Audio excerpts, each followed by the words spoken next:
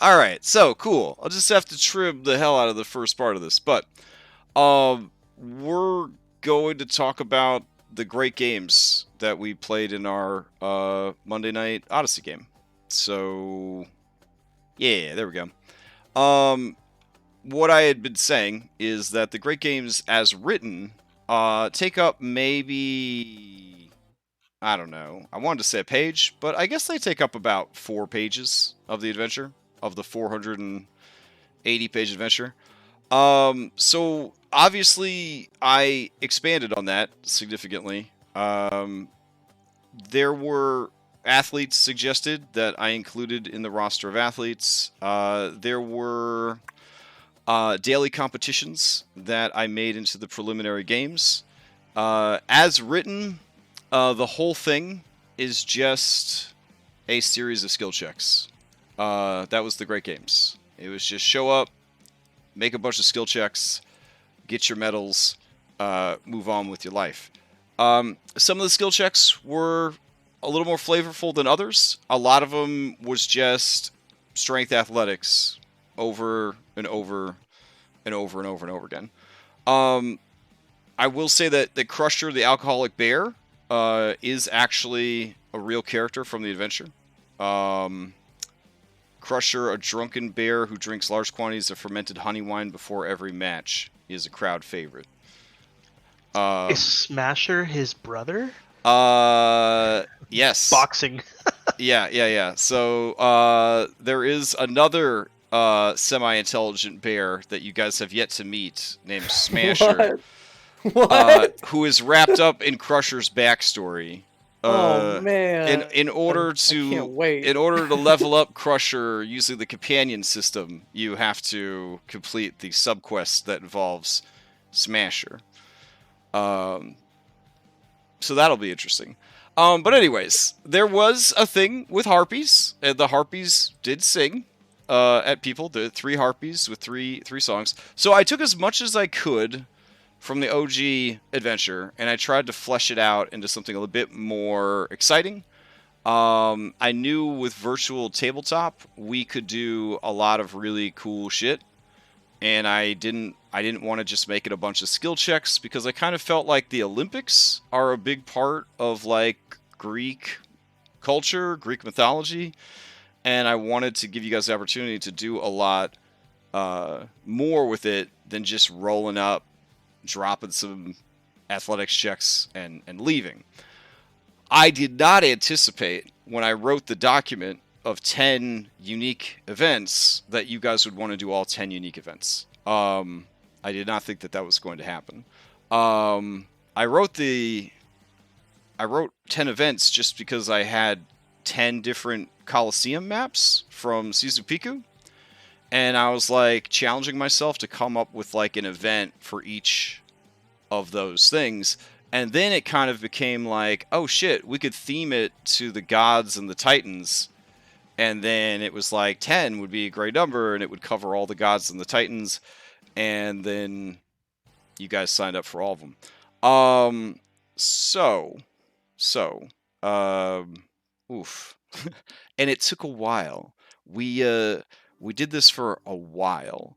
Um, Combat in 5e is not always very fast paced, and you add like unique rules and gameplay mechanics, and it really starts to sometimes go faster, but oftentimes get a little bogged down as everybody's trying to remember what weird mini game house rule we're using, and so on and so forth. So I guess I just want to ask you guys, now that we're on the other side of it, um, was 10 events too many events? I mean, it's I don't okay. think that. Yeah. I don't think 10 events was too many. The only recommendation I might have is Mhm. that only one person from each team can participate in the event. The problem with that, right, is I despise running D&D where everyone watches one person play D&D. It's one of the reasons that I don't understand why people would make an assassin rogue, for example, right? Like I'm this edgy assassin rogue, and I'm always sneaking off to assassinate people. And it's like, okay, that's cool, I guess, if the DM has you roll like a series of skill checks or something because that's your profession and you're working your profession while we're in town, and there's consequences if you fail and there's boons if you pass or whatever.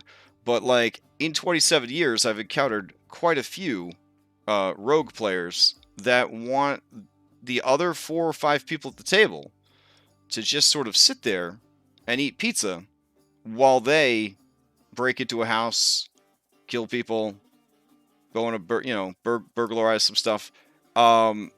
It's that like attitude of like, why aren't you guys supporting my class to what my class does? And the whole point for me of D&D is that it's a group game, it's a team game, that kind of thing. So that was the main reason that I wanted as many people as possible involved, and I even was trying to come up with ways for people that weren't competing to have some kind of way to participate, either as a spectator or as a coach, or something like that. That's what I was saying. With all this, what I was going to say is with the spectator actions, Yeah. you wouldn't just be sitting there, even if you just had only 1 out of the 3 Yeah, but participating. I just feel like, yeah, it's not. I would not have had fun. I will admit that I was a little bit bored just being the mystical coach. I could feel it. And when I was trying to measure out spells for mystical coaches, I was like, this is balls. I should have doubled all mystical coaches' casting ranges, or given you guys like have like flying platforms. Yeah, give you guys like the little ghost, or not the ghost, the little like cloud cars that the Mario Yeah. dudes fly around on, so you could have like hovered over the arena, because we have like the ability to make it look like you're flying, and we could have done like mount up and put you on a little cloud or some shit like that. Just have another mage from the Yeah. academy cast fly on them. Like having you guys stuck in the crowds, it was really poor design on my part. Like I feel bad. I'm glad that there were opportunities for you to shine in the role. I think the Royal Labyrinth was probably one of the better events, period. Yeah. But that And also I- had special mechanics just for the coach. So Well, and also, I mean, a lot of it, like, I did end up getting into. So, like, I would start out bored and not into it, but eventually I would get into it and I would get invested. So it did still work. I was surprised, honestly, how into some of the events we managed to get. Because I was very worried with the events that even though there were 10 of them, they were all going to start to feel like the same shit, like over and over and over again. And that it would be hard to like maintain any interest in it. But I did try really hard to make each of the 10 events different enough that they would sort of feel like a different flavor of minigame. Plus, the stakes being real enough that people could die and people were dying, I think definitely helped. I think if it had been completely risk-free, it would have gotten pretty boring pretty fast. So... But yeah, the mystical coach thing for sure. If I could redo it, I would for every event, I would come up with a better way for the mystical coaches to be involved. I think to speed things up, I would also drop it to just be like one team versus one team. Or in the case of like the reason I was doing like sets of 4 is because all of you wanted to participate to a certain extent. And so we ended up with 2 teams of good guys, and if I only threw like a third team in there, you know, every event you guys would just tag team the third team, and then divvy it up to yourself. So I felt like we needed at least that 4th team in there to kind of spice things up a little bit. With Mythic, they only have 5 players, and more than likely I'll just do teams of 5 for that one. And also for their resting mechanics are different than yours, so they wouldn't be able to participate in all 10 events. It'd be physically impossible. Like, they would die. Could always implement something to the effect of like, because there's 5 gods, traditionally no competitor can compete in more than 5 events. Yeah, So it that's spreads it true. out a bit. Just straight up like limit it. Like, you are only allowed to compete in so many events, and of course everybody could compete in the Battle of 100 Hands or whatever. So Yeah. Or have certain events at certain times. So like if 2 events are going on at the same time, oh you can't be in yeah, both. that was my other concern though. Again, was splitting the parties up too much. Like it started to get a little tired where it was like, oh my god, look, you guys all got paired up again randomly for every event. But I didn't want anybody to be sitting there for like 90 minutes while like half the party was doing something and the other half was just providing spectator actions. You know what I mean? Like, and I didn't want to run 2 events simultaneously and have to jump back and forth between the 2 events, because I felt like people might lose the momentum of the one event having to switch back and forth, like watching 2 movies on TV at the same time, you know, and you're trying to go back and forth between the 2 movies. Like, we had the technology to do all that stuff, but yeah. I will say, though, I know it was mentioned during the last session that some feedback had come in that people felt that the extended games was filler, and I will say that I strongly disagree. I could see where that may have been a perception, maybe at the start when we as players were also trying to get used to, okay, what are we in for with these games? But coming out the other end of it, just the role play and kind of the plot progression as far as the chosen themselves, the relationships they formed in the games, and the dynamics within the group as well. Not even withstanding the huge event of last session. I think that the games were an amazing opportunity at this point in time. We're in Mytros. We've just gotten the ship. There's this thing going on, and I thought that this very much enriched the campaign itself in regards to that, in a way that the I don't know what you'd call them, the Kyra adventures after Astoria, I didn't feel had the same. They were fun. Like, I'm not criticizing the content of them, but it didn't feel as impactful to me to the overall story. Although it did help us to bond with her. Right. Yeah, those didn't take the opportunities that were available to sort of enrich the lore of the world, you know? It was just kind of like, this goddess is a mess, and she, you know, repercussions of her past coming back to haunt her, try to get you guys to help her clean up her mess, kind of deal. You know, it was interesting to sort of do those things and kind of have those side quest adventures, but not the same as like from that I was like, I don't want to get stuck in a bunch of like endless side quests. So for this arc, I was like looking real hard at like all these shonen animes, and I was like, how do they get away with the tournament arc? Like, what makes people excited about a shonen tournament arc and not like not upset, you know? Like, oh, I'm not going to watch 20 episodes of these guys having fake fights. That's stupid. But things that would always happen in these shonen tournament arcs is you would introduce all of these badass NPCs that would later in the anime not be so friendly and not be bound by social necessity. And so you get to watch in these tournament arcs these new and strong and crazy characters introduced in sort of a safer environment. And you're like, oh my god, that guy could punch through a building. So then later on, when that guy is standing opposite of your favorite character, you remember when they were first introduced and they could punch through a building. And you're like, oh shit. And then there's also like NPCs that are introduced that are dangerous like that outside of battle or through the rigors of battle, sort of like relations are developed that are then tried and tested later on.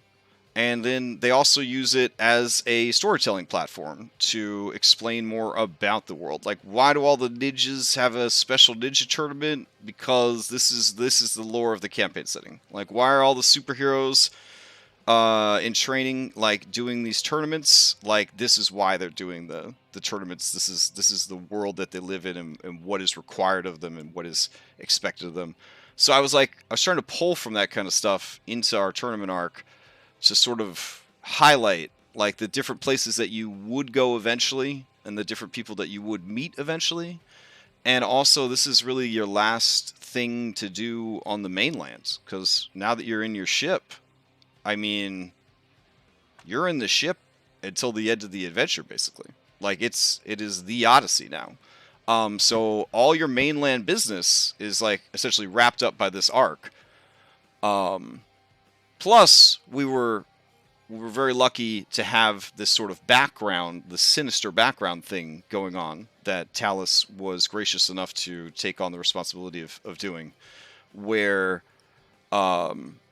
there's sort of like a mystery almost in the background, like Talus is acting strange. Like, what is he though, or was I imagining that? Like, and you kind of start to suspect and start to unravel. And so there's that sort of plot line in the shadows during the whole thing that is slowly building and building and building. And for me, it was very interesting because after like a session, I would be messaged by all of you regarding what's going on with Talus, and I would be messaged by Talus about his plans and how close he was getting to fruition on it and how things were going. And I'd like to think that I did not provide either side of this conflict with extra information or any sort of heads up. I'll be honest. I think I was as surprised as Talus last night when you guys were like, yeah, in the locker room, the thing with Mytros. And I'm like, the fuck? What's going on? And because like 3 weeks ago, I told yeah, you yeah, that. We talked about it for a while. yeah, there was like a lot of planning and plotting and messaging that I had been getting, and I was just like, oh man, what are we doing? Because I remember you guys saying that you had a plan, and it involved the medals, but I thought it was going to be at the award ceremony. So I was like, oh, okay, it'll be at the award ceremony. And then it wasn't at the award ceremony, and it was like in the locker room, and I'm just like, the fuck? And then it was only in the locker room. I re-listened to the first half of the thing, and it was so awkward. Like the first 30 or 40 minutes of the session was so awkward. It was like all of us dancing around what was going on, and none of us just being like, yo, bro. We know you fucked up. Like, we're trying to bring this to a resolution. Everybody was trying real hard to sort of dance around that. Question for the chat: what were your favorite elements of the Great Games, or perhaps favorite moment? That's a good question, Larius. I don't know. I mean, the sisters people in chat. Hopefully they answer. But yeah, like the Esther Talus thing. That is written into the adventure. That Esther has a connection to the Lost One, because the Lost One is not of Thylea, and essentially would give him a host body that he could use to escape from the ship. Oh, wow. Yeah, and I think that possession plotlines are a real. They can be real shitty, right? Like, there's nothing worse than having a character that you really care about, that you've invested a lot of time into. In some cases, you've invested a lot of money into, paid game, character art, the whole deal. And then if your DM comes along and says, yeah, bro, so you just got possessed, you need to be this character now. And they don't talk to you beforehand. They don't say like, hey, like, is this something that you're okay with? Right? Like, I hate that stuff. I hate having a player agency like just taken away. Like, the character that you're working hard to develop and write, yeah, there's things that are going to happen to them that are outside of your control. Like when we played with extreme crit cards, like you got an arm ripped off, well, your character's got one arm. You're going to have to learn to live with that. Having one arm is still less impactful than being told your character has been taken over, you're this character now. To me. Like, I feel like it's that big of a deal. So initially, I was going to drop the whole Esther tries to make a deal with the lost one, tries to possess the lost one, and just leave that part out. But a lot of the other DMs on the Discord server for Odyssey were kind of like, no, it's like it's really good. It's something that you should, that's written into the adventure. So I contacted Talus, I think on our break. Like we stopped mid battle against Esther, and during the break I said, hey, Esther's gonna kill some people. And he's gonna offer you a deal, and you do not have to take the deal. And I will not let him possess you. Even if you are dropped to 0 and he could automatically possess you, he won't be able to automatically possess you unless you want to help me tell this part of the story. So for Talus, it was very much like an opt-in. This is what the story would like to happen. Are you amenable to helping tell that story? But at no point did I ever message Talus and say, hey, sucks for you, bro. He managed to get you to 0 with the Xiphos, so now you're Esther. I don't want anybody to think that that's what happened. And actually, I denied the offer when he made it verbally. Right. Yeah. Then after when the game was over, I'm like, hey, he killed me with the Xiphos. Is that possession thing gonna happen? Yeah. I was like, well, do you want it to? Also, that Xiphos, as written, you're not supposed to find that until a side dungeon, way further down the line. And so, as written, you're just supposed to, deal with Esther living on your boat. Because he's a ghost and he can only be killed by his own sword, and nobody knows where his sword is, except him, and he won't tell anybody unless you do what he says. I mean, it's I like the original way better. Oh, no, yeah. It's horrible. So, basically, he turns into, a Hogwarts ghost, you beat him up, but he's bound to the ship, so he just, is a grumpy asshole on the ship. And I feel like that could work for some groups, but I also feel like the writers sort of downplayed how much of a shit Esther was. The dude was fucking horrible. He's a horrible guy. And they kind of just play it oh yeah, he's just a crotchety old ghost that, you could team up with, and it's I don't know. I mean, he's a pretty bad dude. Yeah, so that was definitely a rewrite on my part. I was like, man, I don't want this motherfucker stuck on the boat the whole time.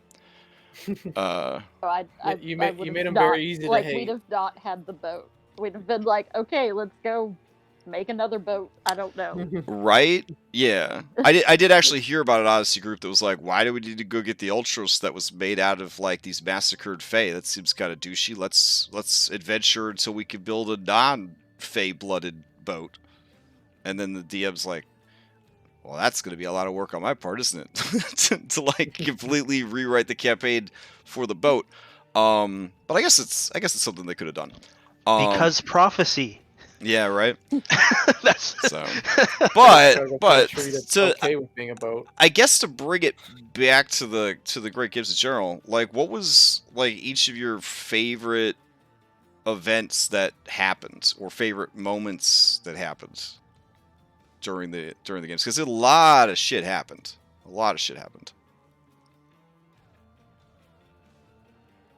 I mean, there's no order. Just kind of shout it out if you got one. But I think you've got a bunch of people mulling their answers at the moment. For me, it was the Kyra card Hydra or the Siren. Yeah, that was hilarious. It was. Yeah, and the probability of the bombs, every single time was a bomb or a goatling, and none of the other 30 things that you came up with.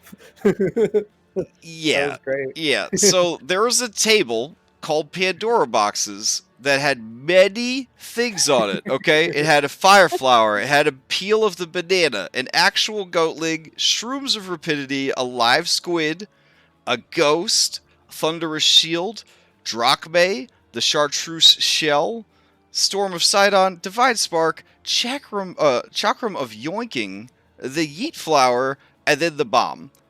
But it was a bomb every fucking time. Like, and I tested the table after the session, and it didn't come up bombs at all. And I was just like, this is fucking ridiculous.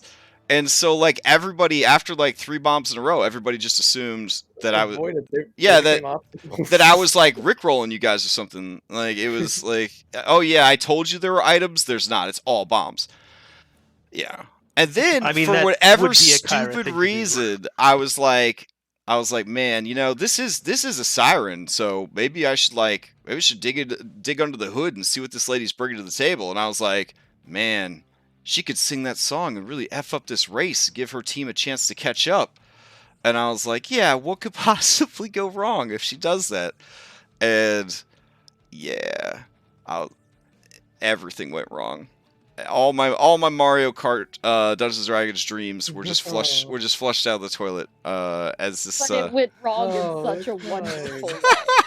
It was very good. I love that I beat Phil's grapple check on me to not go to the siren. I was like, fuck you, I'm gonna go hit up that siren real quick. Honestly, it was such a circus by the end that I was like, yeah, I feel like this is exactly how Kyra would have wanted this shit to go down. Like, she wouldn't have really cared if it was a chariot race or not. Just the absolute madness and insanity that struck everyone in the arena. It was just stupid. It was just stupid. So, yeah, I thought that was a good moment. I felt like I was going to look over at, like, my side monitor, and, like, the Kyra eyebrow waggling gif was going to be there, like, haunting me or something.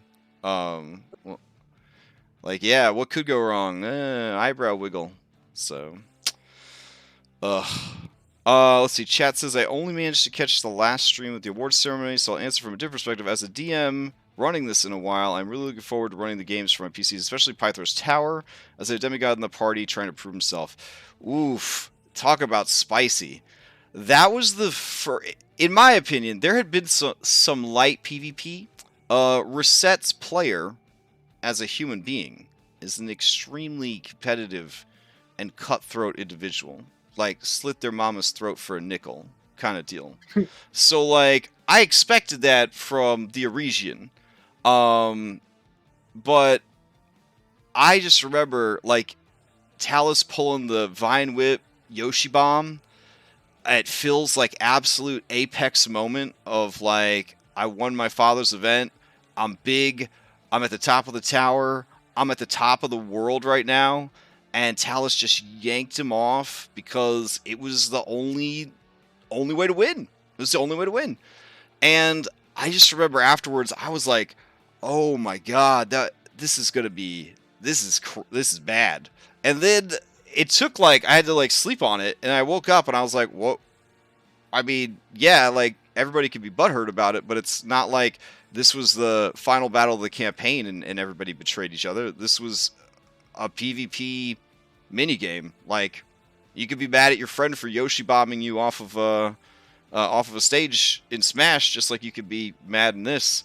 I was like, it's totally understandable to be upset, but at the same time, we all sort of agreed going into it that this is a bunch of PvP minigames. So that's bound to happen. But that was the first one of the arc that had everybody just kind of shook. Like, holy shit. Just denied. I was like, oh my god. But there were other moments like that, like taking advantage of people bringing familiars, for example, and smoking familiars to get extra points, and just all that stuff that went down. It did start to get very cutthroat at certain points, which I think was the flavor of a tournament arc. You know, like, you're friends, but in a tournament you're also rivals. You know, so I thought that was really good. So, Yeah, I felt really bad that evening. After I done it, I was like, noticed. Oh, shit. Yeah, I was like, damn. It's like one of those things that in the moment you're like, if I can't win, I will crush you to make sure that my teammates can win, kind of thing. And it's the ultimate, like,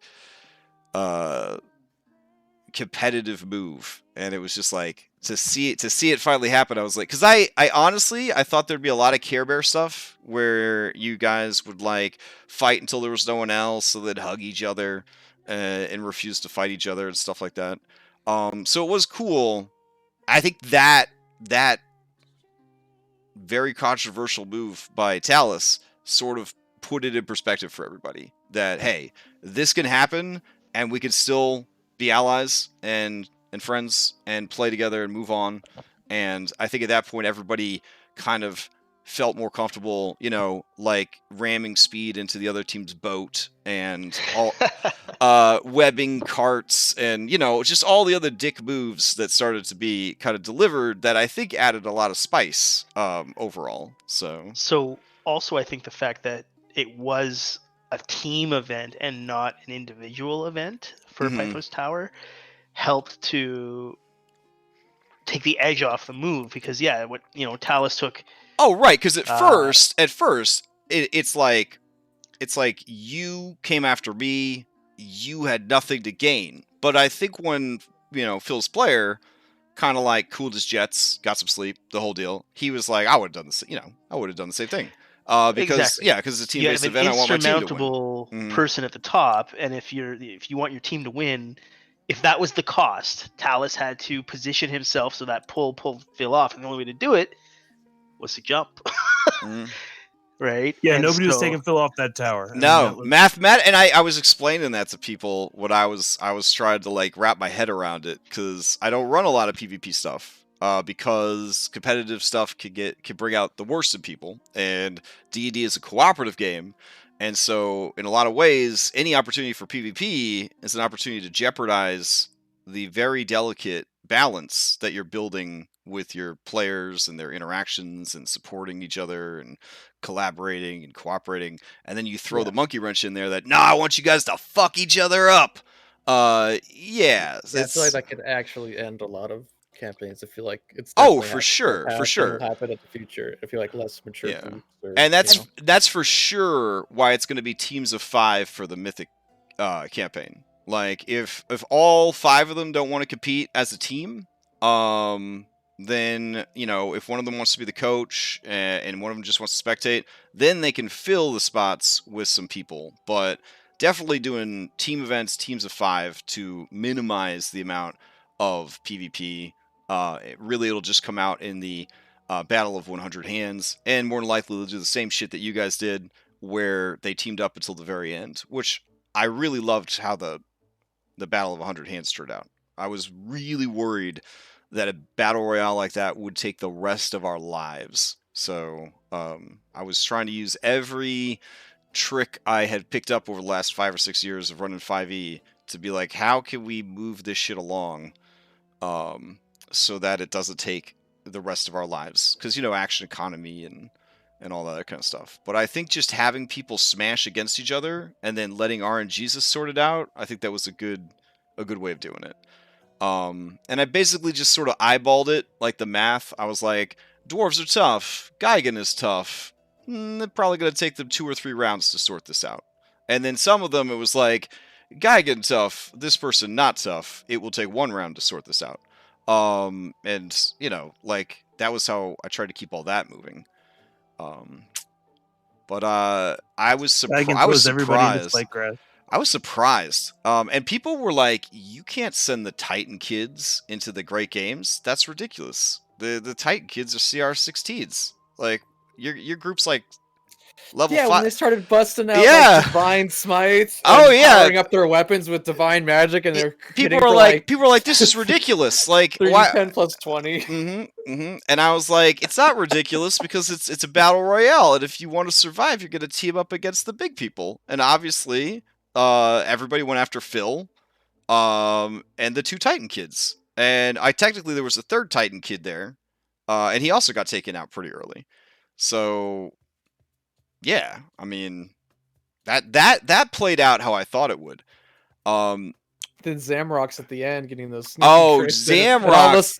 All of a sudden, Zamrox is what? Yeah, Zamrox took me by surprise, too, because I was like, I rolled on my desk. I have dice on my desk, and I just kind of did like an odd or even. Would he step out when Chandra stepped out, or would he keep fighting? I was like, and so he kept fighting, and I was like, okay, well, it's your life, bro. And then he's like, oh, it is my life, and he just starts dropping fat crits. Yeah, I was like, what? I would not have bet any money on Zamrox if I was a betting person who knew all the stats of everyone there. I would not have bet any money on Zamrox. Yeah.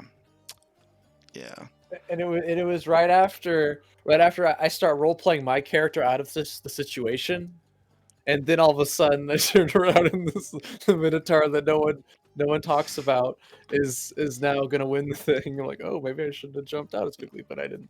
There was no going back at that point. And the people that stepped out, I felt like the people that stepped out in the Battle Royale, they were so classy. Like whenever they decided to step out, it was so classy how they just kind of walked out of the ring. Like mad props, mad respect for people. I was like, they wouldn't boo, because it's not like you guys ran away. It's like you guys just like sort of saluted, bowed or whatever, and just stepped out. Like, yeah, I was really like I'm out of my league kind of thing. I don't want to fight my friends kind of deal. And then so that's how that worked. And then I remember you sent me a message about, when Pythor punched me in the stomach, you're like, oh, you have like a strength boost for like this match only. I'm like, oh shit, how am I gonna use this? I was like, am I gonna go try and wrestle Yal? I'm like, no, that's not gonna work out. and then it was the oh god, what was the region's name? Endus? Yeah. It's like, oh, I can just try and grapple her, because on another campaign I played like a grapple based character, so I know all kind of the tricks for it. And it was like, probably wouldn't be able to take her out otherwise. Yeah, that was funny. We lost Astreus. Also, I in the end, I don't know. I kind of regretted stepping out, but also, right? I think you could have won it. Against it. The odds were against Well, I think the two non-casters would have teamed up on you. Because you could have, you were top priority. Yeah. There, it would have been you, not Rosetta. Yeah, in 5e, you don't fuck around with spellcasters in 5e D&D. Like, it was 4e, you'd be like, we're all the same. We're just different flavors of the same ice cream. But in 5e, spellcasters are significantly stronger, because they have game-breaking spells. Like, Hypatia could have just been like, I suggest you go get some, honey mead. Yeah, and he just, okay, I'm out of here. And that's that. So.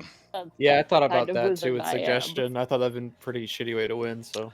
Oh yeah. Hey, I used command on the bear. And that was good, because I didn't know what I was going to do about Crusher, so I didn't want to fight him either. Crusher surprised me quite a bit. As both an NPC and as a competitor. I was like, well, I mean, I'll put a drunk bear in there because it's in the adventure. I was like, sure, I'll put a drunk bear in there. And I was like, this dude's pretty legit, And then I always forget that Anna could talk to animals. So then she's like, well, I want to know all about Crusher. And I'm like, yeah. All right, I guess. You put an animal in this campaign, I'm going to talk to it. I was like, I guess we'll find out all about Crusher. And then I was just like, okay, cool. And it was such a funny thing. Like when I was making Anna, I just like, oh, what would be fun to take? Because like as far as like warlock invocations are, I'm like, oh, that could be cool. I can make that a fun quirk of my character. Now I can't imagine replacing that. Like I can't. Like I'm gonna have that forever because I love it. I love that in the like other games like Divinity did that where there's a lot of actual content. Oh man, the Divinity Pet Pals was so popular that when they finally released official cheats for the game, that was one of the first cheats. Was you just get that feat? Yeah, you get that feat automatically without it counting against you. They made so much content for it. Yeah, and yeah, I love that. I would say my least favorite event of all of them was Lutheria's event. The Sunken Souls. I felt like it was incredibly harsh and unfair, and the action economy was shot for it. I definitely didn't do a good job of mathing out ahead of time like the depth and how that would impact people who didn't have swim speeds. And then you add to it water weirds, which their entire purpose is to grapple you and keep you grappled. And so even after you escape from the grapple, they're just going to grapple you again with an opportunity attack because all of their attacks grapple.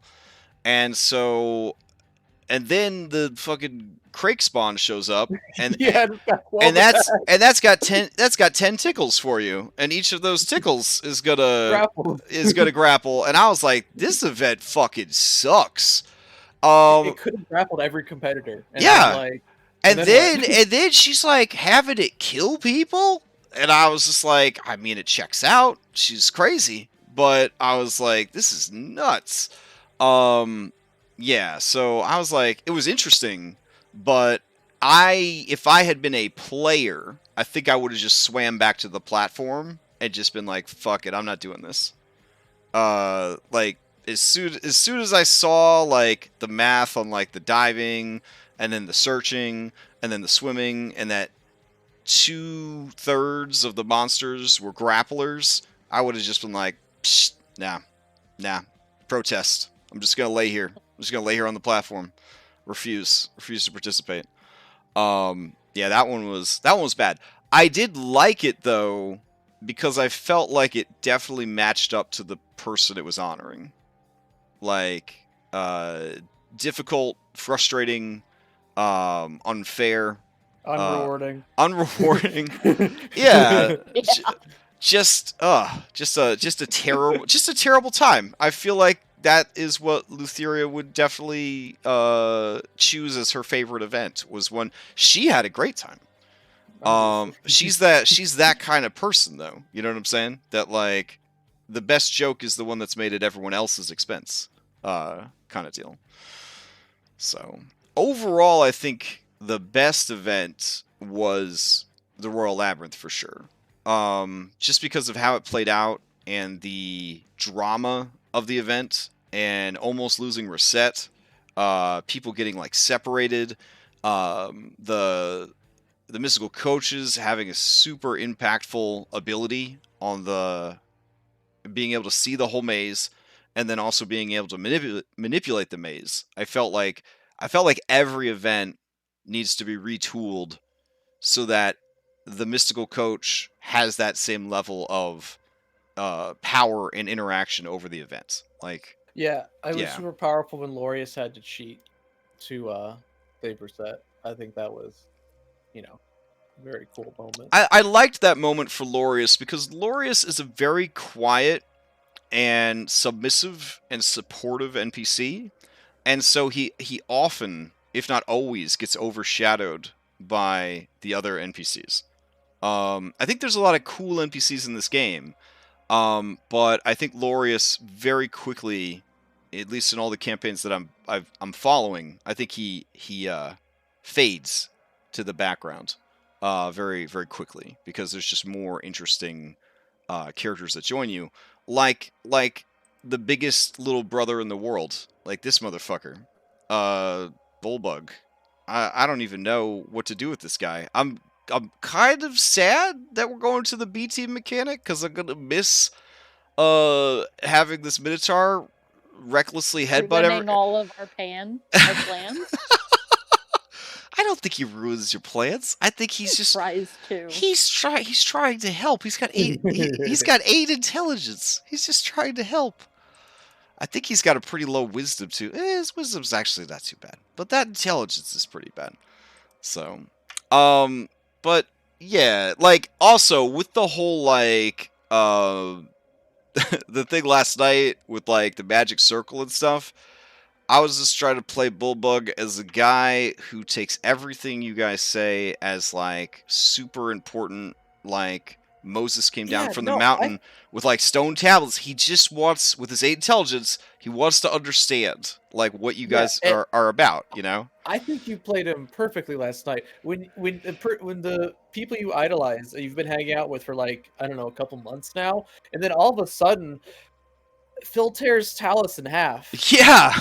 And he doesn't know magic. He doesn't understand what's happening. And we didn't, because we weren't. Well, he would have ruined it. If Bullbug knew about your plan, he would have blabbed it. Yeah. So, yeah. And obviously, that is exactly why I did not tell Bullbug. Right. I told everyone else. Yeah. But I think it was appropriate. Yeah. Yeah. But it took me a minute with all the painkillers and stuff last night to be like, okay, I could see how Bullbug is monkey wrenching this shit, but I feel like that's appropriate. I was like, but I need to balance out him fucking this up with a more competent NPC making it happen. And I was like, Valis has a literal 30 wisdom score, and her dad has a 30 intelligence score, and they both were brought in on this plan. And that's when I was like, you look around and you see that all of the mystical coaches are casting this spell.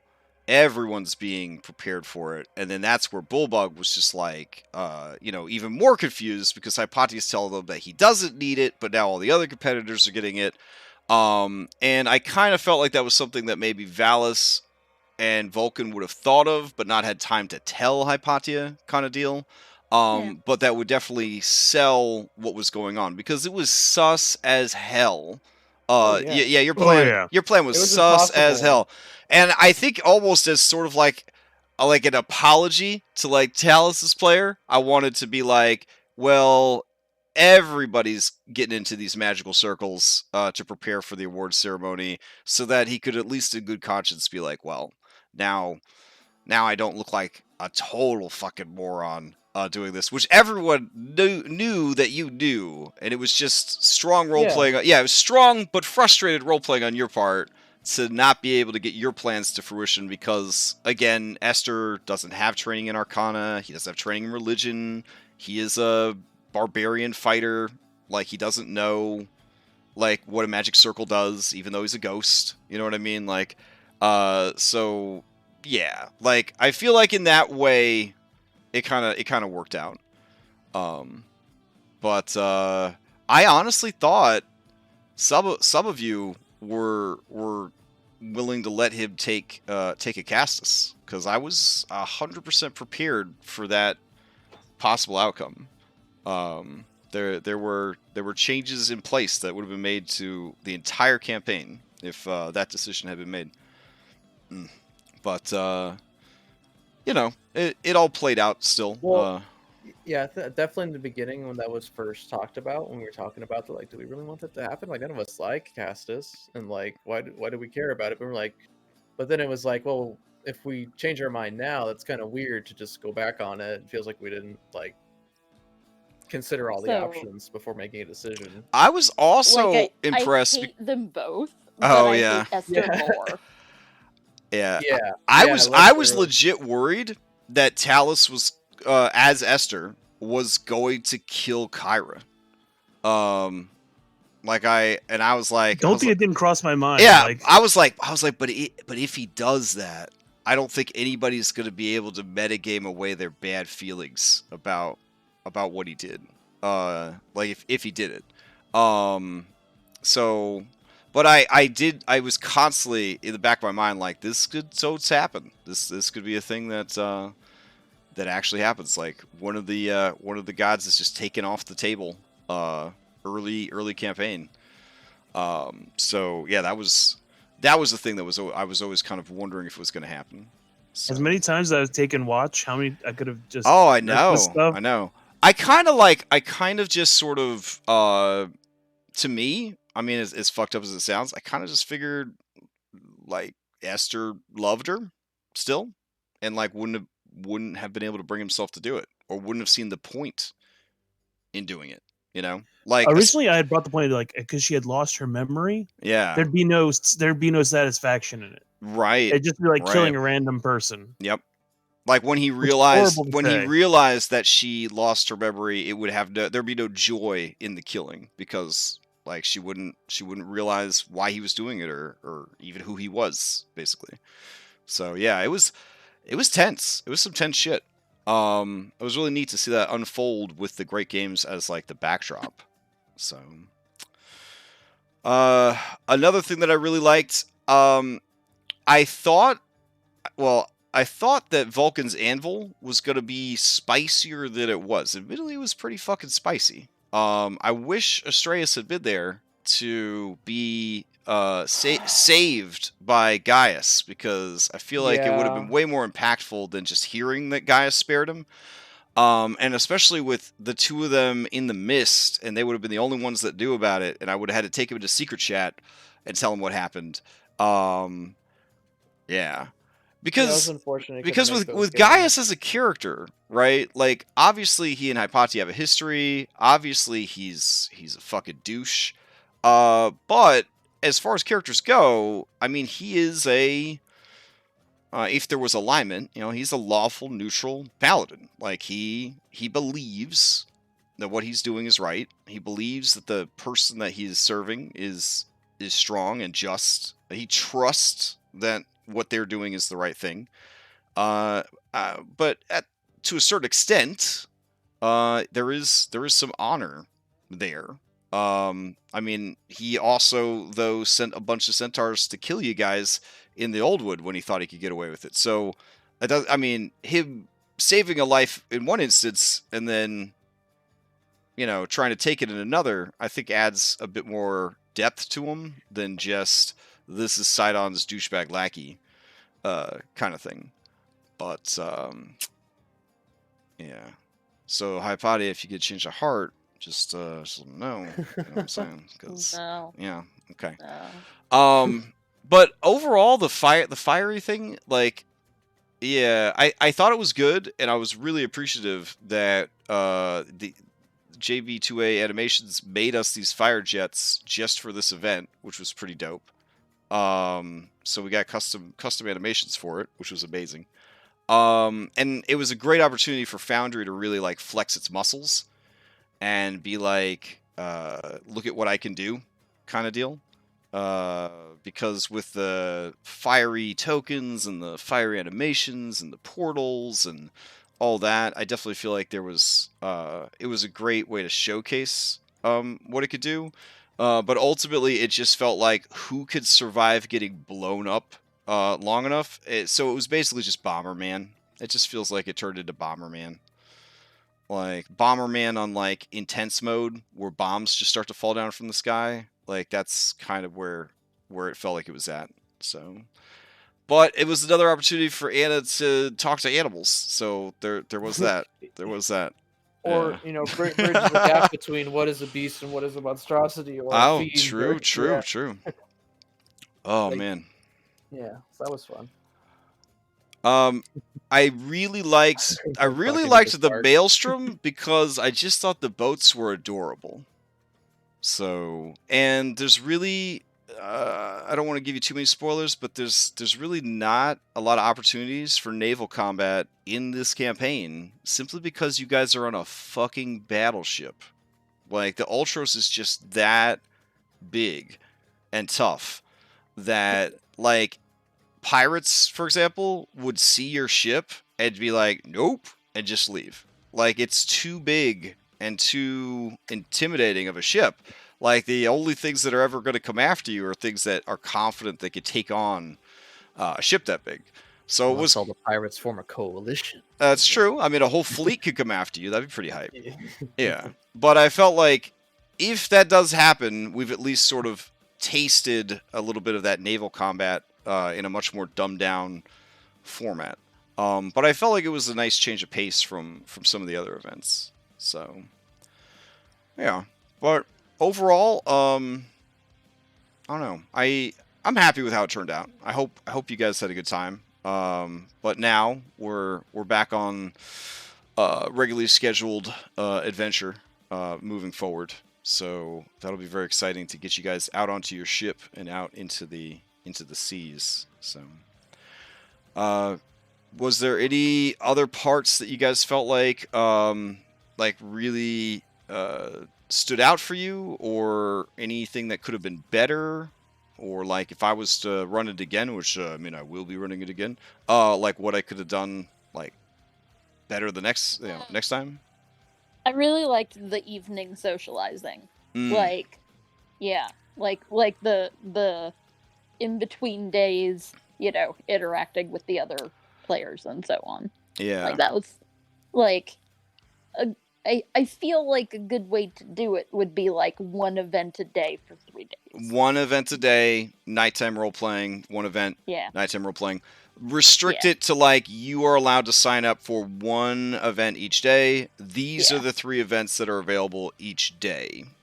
Yeah, that would have been way smarter. It would have been way smarter. And then if you do want to opt out to just do the crowd support actions were pretty nasty. True. We really didn't execute them because we were all participating. Right. But had we decided to be in the crowd, those could have really swayed or hindered. Yeah, having opponent. people love, just like the Kyra song, the Lucky song, people love the power of being able to like force a reroll. So I might even go as far as to say spectators could just force a reroll. Like at any cutting distraction, words, maybe. Yeah, or cutting words would be really good, like a bard. Like you reduce the roll by a certain amount. Like give them a couple more options to make it a bit more interesting. A tomato. Yeah, throw a rotten tomato at somebody. Once per day, deny a crit. Yeah, no, that's good pacing, Hypatia, for sure. And I could just sum it up easily as just like you're only allowed to sign up for one event a day. Period. That's the rules. Like the real Olympics, they all take place at the same time. Right, exactly. Like you can't possibly compete in every single event. You know what I'm saying? Like, so. Yeah, because they all happen at the same time. Right. Most of them. Yeah, that's a good idea. So that I already feel better about running this a second time, knowing that that's going to happen. But also, in all the events that you guys have done, you've basically experienced every type of thing that could possibly come at you for the rest of the campaign. Enduring insane traps, navigating horrible dungeon. There's a lot of underwater shit, I'm sorry to tell you. So that's something that you're now mentally prepared for, I hope. Will there be storms? Yeah. Will you fight in them? Absolutely. So, like, each of the games, like, does sort of foreshadow other shit that will happen later in the campaign, which is another cool part of it, I think. So they're a crucible. Yeah, kind of. Yeah. Like, He brought the dungeons to us. Instead of us going to get the dungeon. So yeah, I think overall it's pretty good. Pretty good. Cool. Alright. So any other feedback other than giving some more options for mystical coaches, spectators, and limiting event registration?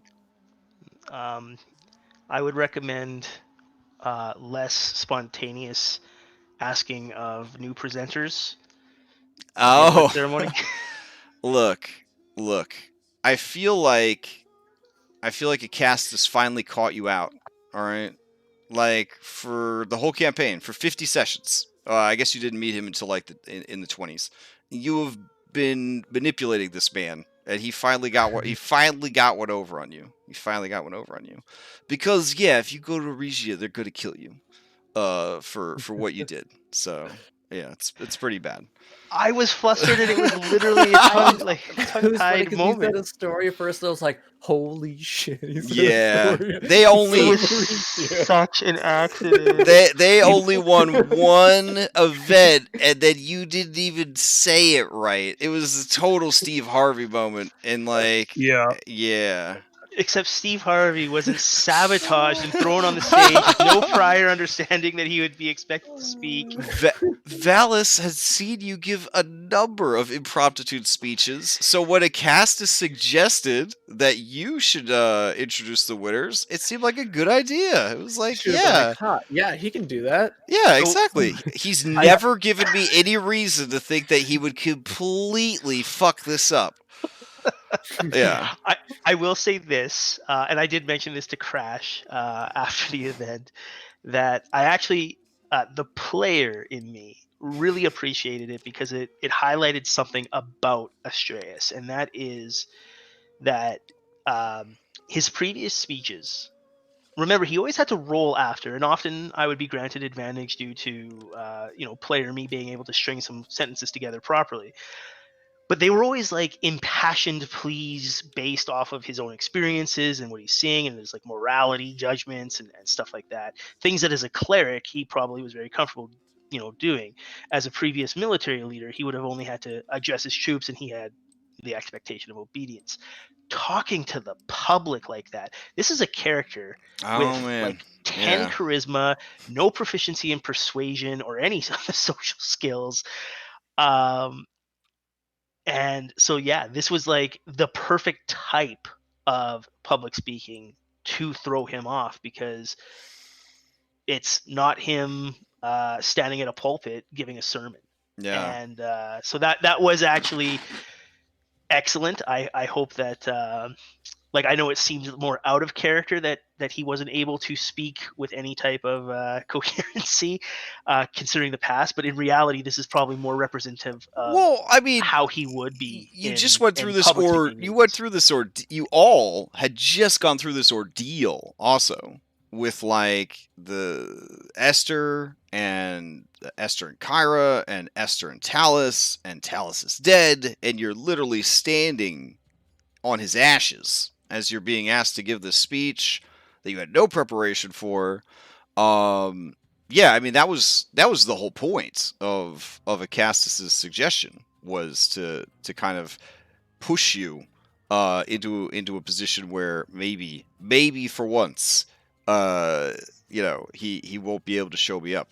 So it played out really well for him, but like completely understandable to be flustered and all that after all the things that you guys have gone through. And for the audience, Crash did not warn me about this ahead of time.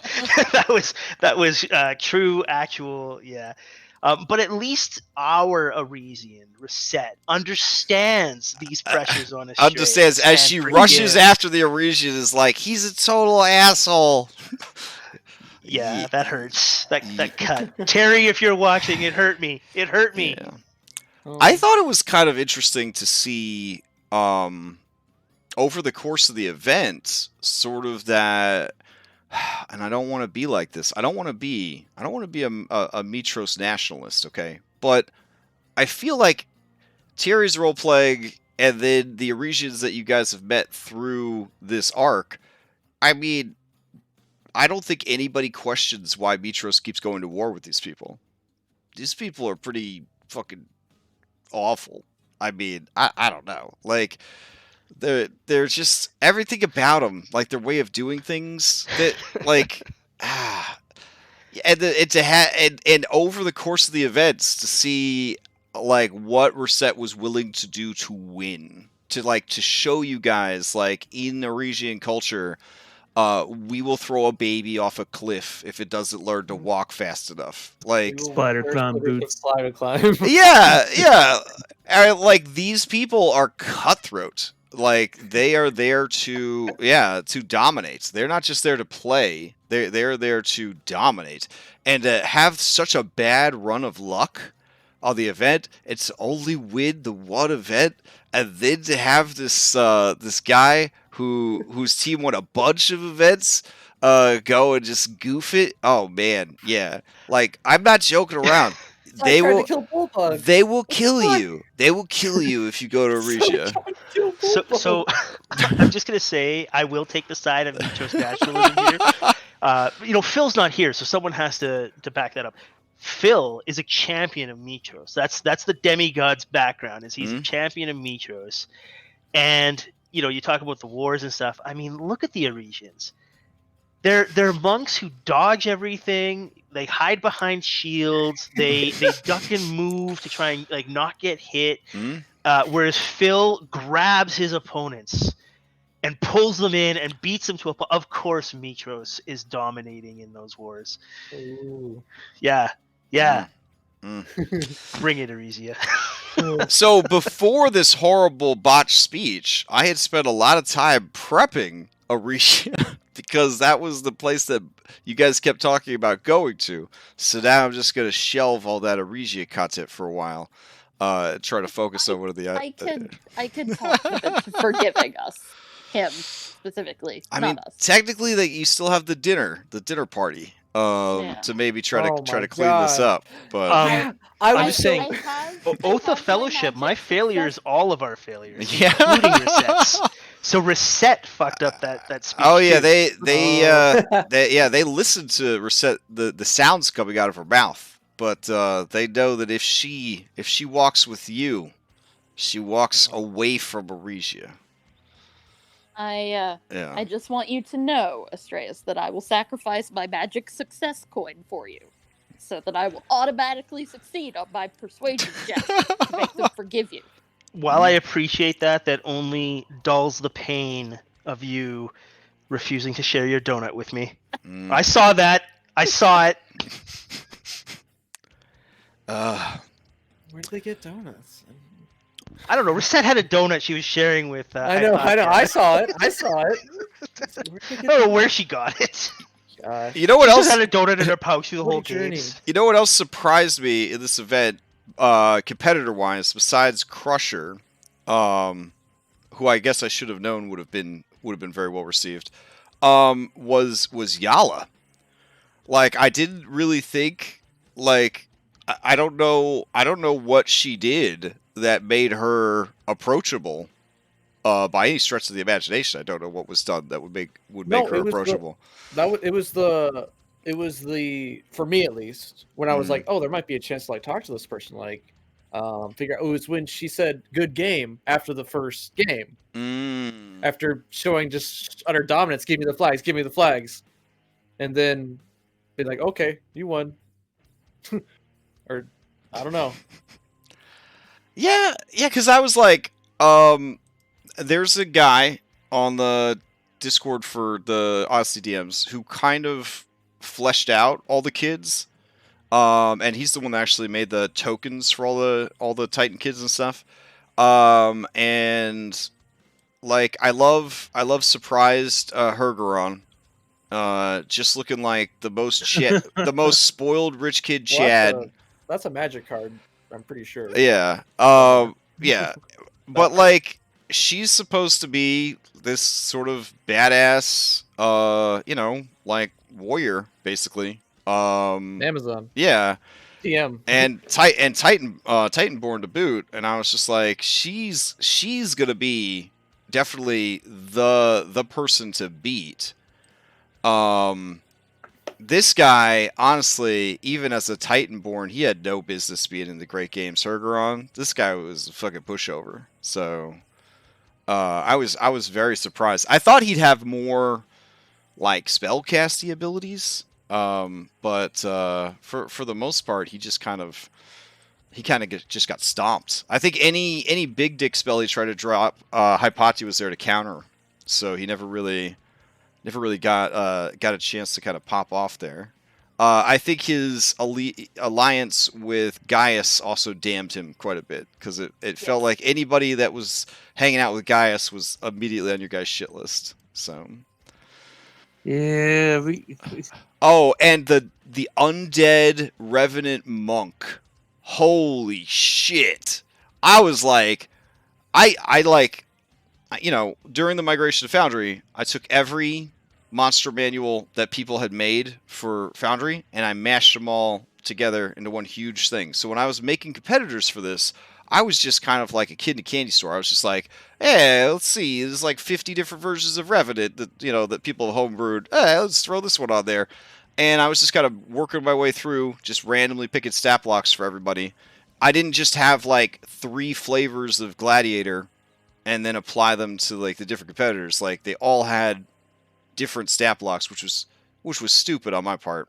Honestly, I should have just had 3 different types, like a heavy, a light, and like a caster or something like that. Or a tank, a DPS, and a support gladiator, and then just applied those with different skins across all the competitors. But then we wouldn't have had sirens destroying Mario Kart, and we wouldn't have had the absolute most insane revenant monk shit. I was like, this is bad. Like, when she started whooping on Reset, I was like, she got to get out of there. She could get out of there. She could have died. Yeah, I was like, a killer. Oh yeah, because the theory is like, people. She's like, yeah, just kill whoever you want. I don't fucking care. You know what I'm saying? Yeah. So. Oh, what? Oh no, I was also talking about Lena, the killer. Oh yeah, Lena. Every time she makes an attack, I see the killer in her flavor. Just like, oh shit. Her stat block is the killer. That is her stat block. Exactly. Yep. Whatever monster she is the killer. I was just like, that sounds right. That sounds good. So. And you had to love the chick from the continent. Oh, of yeah, Philippines. Layla of Philippocles. Yeah, totally. Oh man. So He alluded to his character being older. she could very well be his daughter. Philippocles is actually very old. He's almost 40, I think. Well, Very old. Well, by hero standards. I guess, Yeah. I think he did a fair amount of research, and he did try to base Philippocles a lot on Hercules. And when Hercules started doing his trials and stuff, he was already well into adulthood. Like, he had already had a family with like kids and stuff that he murdered. Yeah. Yeah, that was the whole reason for the trials. Accidentally. Yeah. So, like, he has this older dude who's been waiting for his chance at greatness, but he's never had a family because Hercules killed his own family, but because Hera tricked him or whatever. But for Philippocles, it's more he was just sort of in his mind abandoned. So, revisiting the Greek myths, I could see that a lot of thought goes into what comes across as Philippocles being thoughtless. Like, anybody that's played with Remy in other games knows that Remy is a calculator. He is a chess computer. He could destroy 5th edition D&D. So he has actually been playing a sloppier, more reckless character than I've ever seen him play before to try and honor that build. But his saving grace, of course, was getting those spectacles of smartness, because then he could at least occasionally do something that's more Remy strategic and be able to justify it. But I feel the like closest I've seen him to begging was when Hypatia gave them to me. Oh god, yeah. He's like, man, if I had those, I could justify without metagaming. You guys, Phil was smart before the glasses, right? The glasses by didn't 5th make him edition smart. standards, he was pretty smart. He had like a Yeah. 12. He had a 12 I know. intelligence, which for a bar, yeah.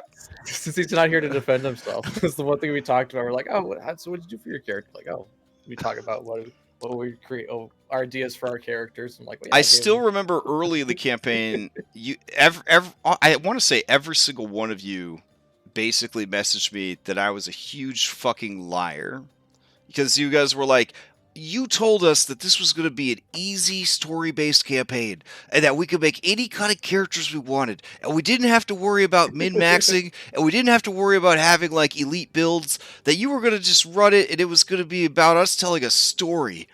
And I was like, I did. But I also said that I also said we were going to use these critical hit cards. I mean, I don't know. That's like saying that we're all going to get together and study for math tests, but we're also going to play Russian roulette. You know, if I had not just finished playing Scales with you, I would be. Yeah, but I was expecting this. I want to say though, of all the campaigns I've run, this is definitely the easiest across the whole campaign, if that makes sense. Like, there are some extreme balance issues, like that Cerberus. That's a well-known balance issue with the adventure. That's not just me making the balance issue. That's, as written, that Cerberus has killed a great many people. But the adventure, right, it builds in like extra lives based on your background and your decisions and stuff like that. Like, you're friends with gods. You know, there's a magical soul forge that you unlock at like level 4. I mean, this is pretty insane shit. You know what I'm saying? Like, for standard D&D group. So like, you don't just get a boat. You get the most absolutely insane ship I've ever seen that isn't, you know, just a mobile battle spaceship. You know what I'm saying? Like, there's a lot of stuff in your favor in this campaign. Are there some hard ass fights? There definitely are, but I feel like even without min-maxing and super specking, you guys will be more than well equipped to handle those challenges. But I do remember early in the game, I think it was after Anna got disemboweled by a manticore. As early as then, everybody started messaging me like, You fucking lied to me. You fucking lied to me. You told me this is gonna be a nice, relaxing storytelling experience. So, yeah. I mean, we have been telling a lot of stories. There's that. I didn't completely lie to you. So, yeah. All right. So we went a little bit over an hour, but overall, I was happy with how the arc turned out. If I could do it again, I would take Hypatia's advice 100% and do one event a day as the max limit, with the fourth day being the Battle of 100 Hands. Because 4 events is significantly less than 6 events. And I would definitely explore, with every event, better ways for Mystical Coach and spectators to feel like they had more impactful involvement with what was going on. That way there's no pressure for certain characters to participate if they just wouldn't participate in this kind of thing.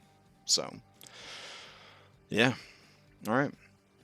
Thank you guys for hanging out tonight and going over all this stuff. I'm looking forward to taking this thing to the next part of the book. You will bid adieu to the mainland of Thylea, probably for the rest of the campaign or a good portion of it. It is boat time. Time to get that boat action going. Assuming we survive the dinner party. Oh, the dinner party. True. I True. was so worried that the whole day. I was like, oh man, this is gonna be crazy stressful. Like, I mean, it was crazy stressful. It ended up being, but it's like, oh, we haven't gotten to the dinner party yet. And so someone's already died. Well, that was the other thing. Is I thought if Talus wasn't going to make his move on Acastus at the award ceremony, if he felt like that was too public or whatever, and decided to go for it at the dinner party, I was like, well, we gotta be prepared for a fight at the dinner party. So I did have a battle map for the dinner party. I just didn't have one for the locker room. But Get on it, Suzupeku. We need a Greek locker room. Now please don't, Suzupeku. You guys make enough maps. You're killing me. My Patreon bill is so high. Please don't make any more maps. Please just take a month off. You've made too many maps. So, yeah. But the bathhouse filled in. That was good. So, yeah. All right, cool. I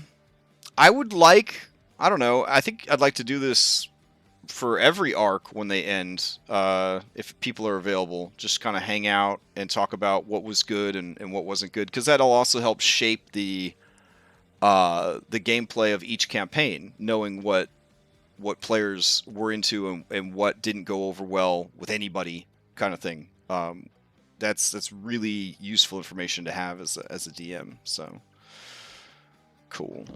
So we do another one of these after chapter 4. So next week. Oh my god, yeah. Chapter 4. I don't want to flash the adventure again at you guys, but chapter 4 is, let's see, starts on page 124 and it ends on page, hold on. Might be a little bit longer than I'm giving you credit for, but mostly because it's just dropping all the information on how boat works. It goes from page 124 to page 136. So what is that, 12 pages? Chapter 4 is 12 pages long. That's like minuscule in that book. Yeah, in a 480-page book, chapter 4 is 12 pages long. So yeah, we'll be done with chapter 4 pretty quick. Chapter 5, however, is quite beefy. So, and chapter 5 is also where you guys will start hitting your milestones again and continuing to level up. That was definitely a sad part of the tournament arc, was that there was too much happening for me to give you guys like level ups, because then you'd be out of sync for like the rest of the adventure. Because I had considered it, I was like, oh, they've been playing for so long without level up. I could just say that like halfway through the games they level up or whatever, or give them a level up for completing the games or whatever. But it's got a very tight like level up chart for this campaign if you're doing milestone, and I really wanted to stick to it. So I was like, ugh. But yeah.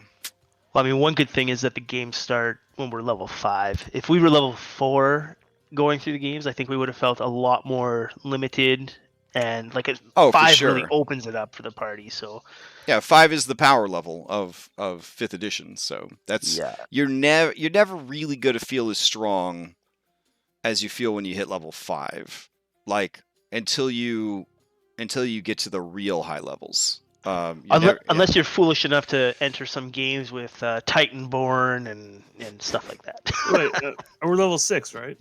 Even then, you gave the Titanborns a run for their money for sure. So yeah. Oh, you're right. We are 6. Okay. But it also concerns it also gave you guys a heads up on what you're going to be dealing with. You know what I'm saying? Like, if their kids are this strong, how strong are the Titans? Kind of deal. Yeah. I mean, I learned that, if I have an AC of 30, I might have a 25% chance of not getting hit by one of these things. Yeah. So. All right. I'm gonna say that we're good at this point. If you guys think of anything else, go ahead and post it up in Discord, because it's cool to reminisce on it. Also, any ideas for things that were really fun or things that kind of detracted from play. Again, any feedback I can get